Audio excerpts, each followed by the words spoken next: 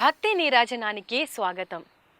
అయ్యప్ప మాలలోని అంతరార్థం, పాటించవలసిన నిత్య నియమావళి. అయ్యప్ప దేవాయ నమః, అభయస్వరూపాయ నమః, హరిహర సుపుత్రాయ నమః, కరుణా సముద్రాయ నమః అంటూ కార్తీక మాసం మొదలు మకర సంక్రాంతి వరకు ఎక్కడ చూసినా శరణు ఘోష వినిపిస్తూ ఉంటుంది.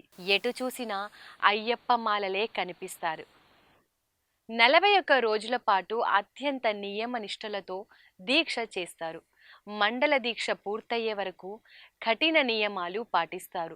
మరి అంతటి విశిష్టత కలిగిన మహాశక్తివంతమైన అయ్యప్ప మాలలోని అంతరార్థం ఏమిటో ఇప్పుడు తెలుసుకుందాం. కేవలం 18 మెట్లను ఎక్కి శబరి గిరీశుడిని చూసేందుకు చేపట్టే దీక్ష మాత్రమే కాదు అయ్యప్ప దీక్ష. ఇది భౌతిక సుఖాలను కాదనుకొని ప్రకృతి పెట్టే పరీక్షలో నిగ్గుదేలి స్వామి సన్నిధికి సవినయంగా చేరుకునే అరుదైన అవకాశం. దేవతలలో ఒక్కొక్కరిది ఒక్కో ప్రత్యేకత. హరిహరసుతుడు అయ్యప్ప స్వామికి ఉన్న ప్రాధాన్యత అంతా ఇంతా కాదు. కార్తీక మాసం వచ్చిందంటే చాలు పురుషులు పెద్ద ఎత్తున అయ్యప్ప మాలలో కనిపిస్తారు. స్వామి కృప కోసం మండల దీక్ష చేపడతారు. అనంతరం సంక్రాంతి సందర్భంగా కనిపించే మకర జ్యోతి దర్శనం కోసం కళ్ళు కాయలు కాసేలా నిరీక్షిస్తారు. అయ్యప్ప స్వామి గురించి, అయ్యప్ప మాలలో ఉన్న ప్రత్యేకత, మహిమ గురించి దీక్షను ఆచరించే వారికే తెలుస్తుంది.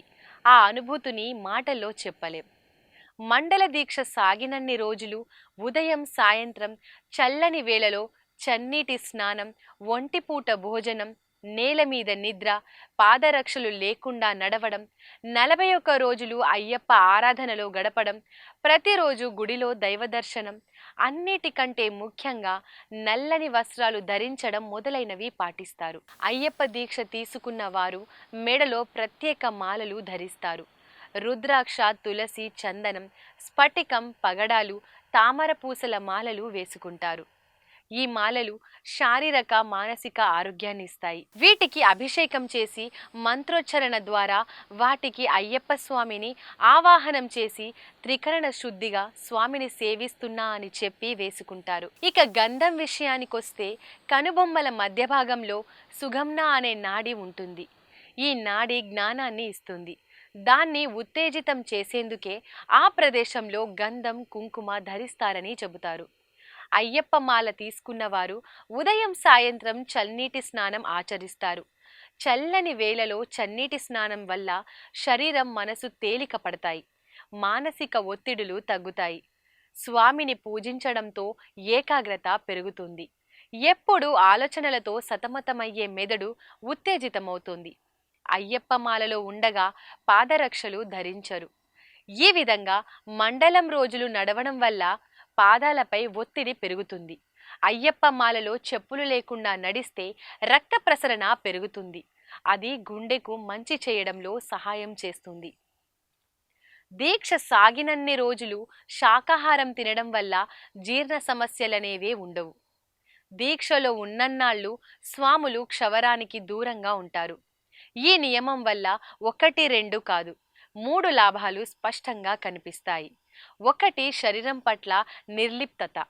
శరీరాన్ని గారాబంగా చూసుకొని దాన్ని చూసి మురిసిపోతుంటే మొహం తప్ప మరేమీ మిగలదు. దాన్ని గుర్తు చేసేదే ఈ నియమం. 2, చలికాలం.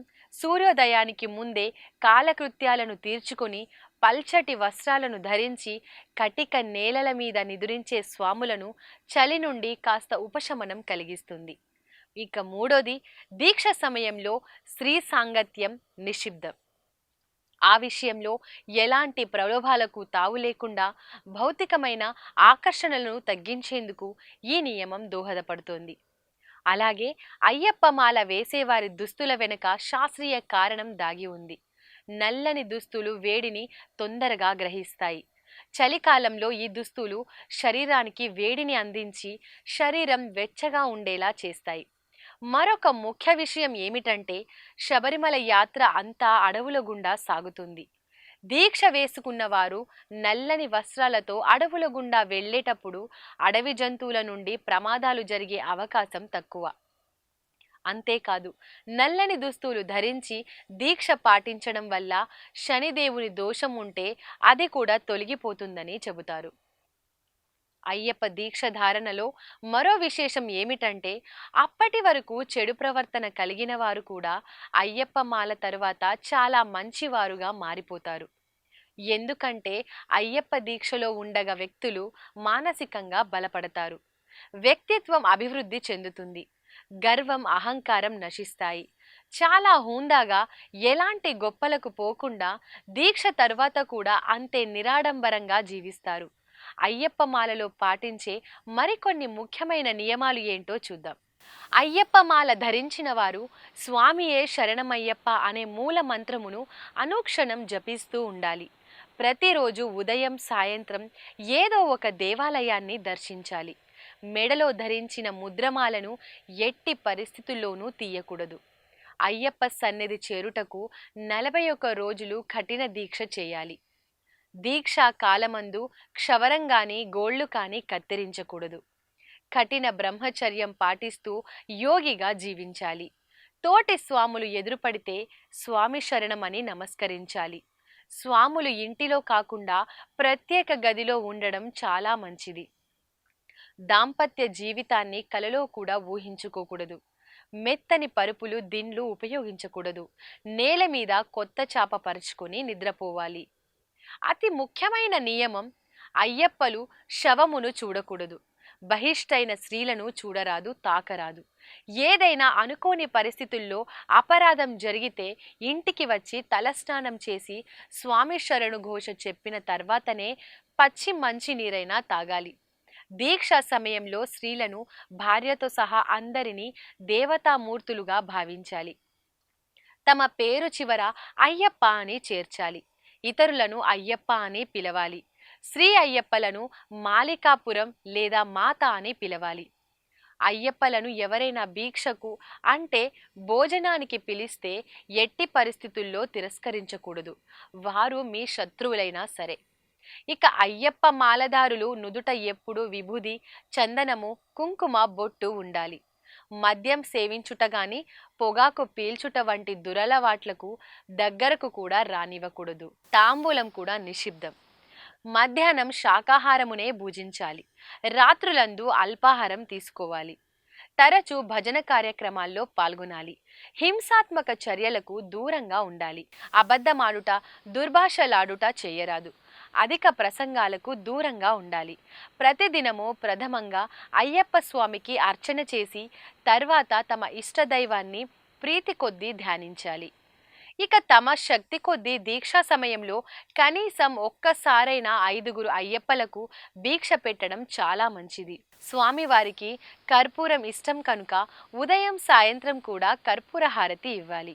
దీక్షా సమయంలో వయస్సు, హోదా, అంతస్తు సర్వము మరిచి సాటి అయ్యప్పలకు పాదాభివందనం చేయాలి.